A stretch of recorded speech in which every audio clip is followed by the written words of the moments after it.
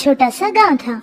उस गांव में लक्ष्मण नाम का एक आदमी रहता था और वो आदमी ब्याज के पैसे देने का काम करता था।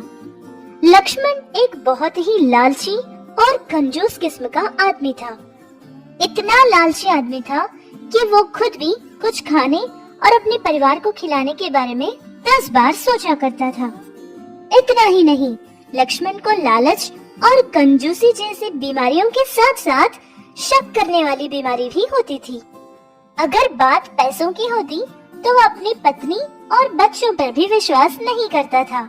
लक्ष्मण की शादी हुए पूरे 16 साल हो चुके थे, लेकिन उसकी पत्नी लक्ष्मी को वो कितना कमाता है और कैसे कमाता है या फिर कमाकर सारा पैसा क्या करता है, इन बातों के बारे में उसकी पत्नी को कुछ नहीं पता था। सुनिए, मैं एक खुशखबरी सुनाने आई हूँ। अच्छा, कैसी खुशखबरी? कोई ब्याज का पैसा लेने आया है क्या? अरे वो बात नहीं है, मेरी जो दीदी है ना, उनकी बेटी की शादी पक्की हो गई है, तो हम ना उसके लिए एक सोने की चेन खरीदेंगे। क्या? सोने की चेन? मेरे पास इतना पैसा कहाँ है लक्ष्मी? हमारा काम तो बहुत कम हो गया है, बहुत नुकसान आया है मुझे काम में। झूठे लोगों की बातों पर विश्वास करके मैंने उन्हें बहुत पैसा दिया था और वो लोग पैसा लेकर गांव ही छोड़कर भाग गए हैं। बल्कि मैं तो ये सोच रहा था कि तुम्हारे पिताजी के पास से 5 लाख रुपए की सहायता मांगूंगा। अच्छा, ये तो बहुत बुरा हुआ। ऐसे कैसे आपने यकीन कर लिया ऐसे लोगों का? वैसे मेरे पिताजी के पास इतना पैसा कहाँ से आएगा? अरे लक्ष्मी, तुम चिंता मत करो, मैं 500 रुपयों में बहुत अच्छी साड़ी खरीद कर लाऊंगा और उस बच्ची को वही साड़ी दे देंगे और खाना खाकर आ जाएंगे। वैसे हमारा आशीर्वाद तो उसके साथ है, अब आशीर्वाद से बढ़कर कौन सा तोहफा हो सकता है? लक्ष्मण की पत्नी लक्ष्मी बहुत भोली भाली थी, जिसकी वजह से उसके पति की बातों पर उसे पूरा विश्वास था। उसकी कही बातें सुनकर वो वहाँ से चली जाती है। फिर कुछ दिन बाद लक्ष्मी की बहन की बेटी की शादी में वो लोग जाकर वापस आ जाते हैं। उसके ठीक दूसरे दिन बाद लक्ष्मण को एक बात पता चलती है। उसे ये पता चला था कि उनके गांव के एक जमींदार के घर में चोरी हो गई थी और वो चोरों ने बहुत सारा लूट लिया था।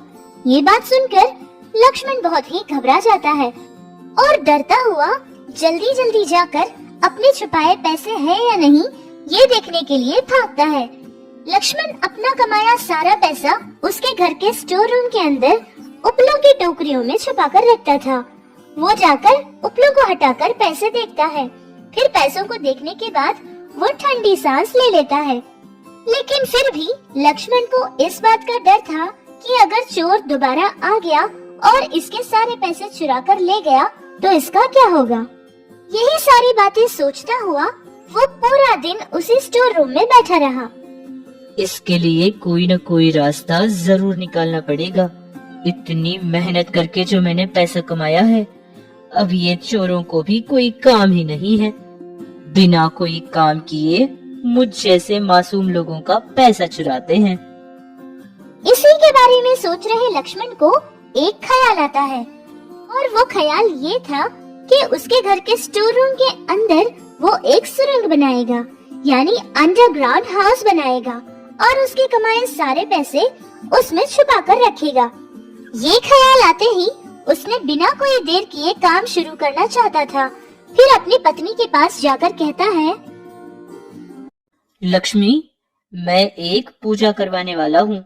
हमारा व्यापार बहुत कम हो गया है ना, फायदे के लिए मैं पूजा करना चाहता हूँ और 4 दिन तक मैं अकेला ही रहूंगा हमारे स्टोर रूम में। उसी में ये पूजा करवाऊंगा और हाँ, मेरे लिए खाना उस स्टोर रूम के दरवाजे के पास रख देना, मैं बाहर आकर ले लूंगा।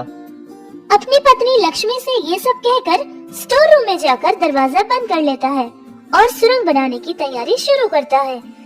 इसी तरह बिना सोए पूरे 3 दिन तक वो ऐसे ही काम करता रहा। आखिरकार उसने एक बहुत ही अच्छा सा अंडरग्राउंड हाउस बना लिया था। उस सुरंग को उसने एक दरवाजा भी लगाया था। फिर अपना सारा पैसा ले जाकर उस सुरंग में छुपा देता है। उस घर को देखकर लक्ष्मण बहुत खुश था कि अब उसके पैसे सुरक्षित है। अरे वाह लक्ष्मण, क्या दिमाग है तेरा। इस गांव में पैदा हो गया इसीलिए कुछ न कर पाया तू। अगर तू कोई अमेरिका जैसे गांव में पैदा होता तो आज तक तो कुछ न कुछ जरूर कर बैठता था। तेरी महानता और तेरी बुद्धि के बारे में यहाँ किसी को नहीं पता। अब मेरा पैसा चुराना तो दूर की बात, कोई इसकी तरफ देख भी नहीं सकता। इस तरह लक्ष्मण अपने आप की ही तारीफ करने लगा। फिर उसने सोचा कि अब आराम से जाकर खाना खा के सो जाएगा। उस सुरंग के दरवाजे पर उसने घास डाल दी थी ताकि वो दरवाजा किसी को नजर न आए। फिर जाकर वो नहाता है और पेट भर के खाना खाकर अपने कमरे में जाके सो जाता है।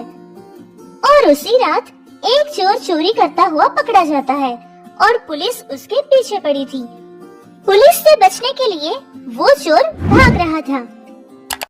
चोर को लगा था कि वो अगर ऐसे ही भागता रहा तो पुलिस उसे जरूर पकड़ लेगी। उसने सोचा कि किसी घर में जाकर वो छुप जाएगा। इतने में उसे लक्ष्मण का घर नजर आ जाता है। फिर वो उस घर की दीवार से छलांग लगाकर अंदर चला जाता है और स्टोर रूम में जाकर छिप जाता है। हाय रे मैया, आखिर मुझे छुपने की जगह मिल ही गई। पता नहीं ये पुलिस मेरे पीछे क्यों पड़ी है। यहाँ मैं छिप तो गया हूँ, लेकिन कितनी बदबू आ रही है इन गोबर के उपलों की। छी छी, यहाँ से अब पुलिस चली भी जाएगी तो भी मैं यहाँ से अब नहीं निकलूंगा। रात मुझे यहीं गुजारनी पड़ेगी और सुबह सुबह यहाँ से चला जाऊंगा। ये सोचकर वो चोर उस रात वहीं सोने के लिए इरादा कर लेता है।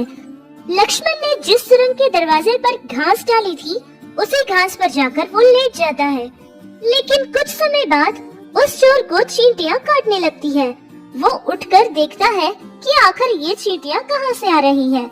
उसने देखा कि ये सारी चींटियां घास के अंदर से आ रही हैं। फिर वो चोर उस घास को वहाँ से हटा देता है और तभी उसे वो दरवाजा नजर आ जाता है जिसको छिपाने के लिए लक्ष्मण ने बहुत सारी कोशिशें की थी। वो दरवाजा देखते ही वो चोर उस दरवाजे को खोलकर अंदर चला जाता है और फिर वहाँ छिपाया सारा पैसा देखकर घबरा जाता है। अरे वाह, छिपा भी तो कैसी जगह आकर छिपा हूँ मैं। अब मुझे मेरे नौकरी से रिटायर होने का मौका मिल गया है। लेकिन इतना सारा पैसा अगर मैं अभी लेकर जाऊंगा तो हो सकता है पुलिस मुझे पकड़ ले। मैं अभी कुछ नहीं लेकर जाऊंगा। ठीक 4 दिन फिर मैं वापस आऊंगा, तब सब कुछ लेकर जाऊंगा।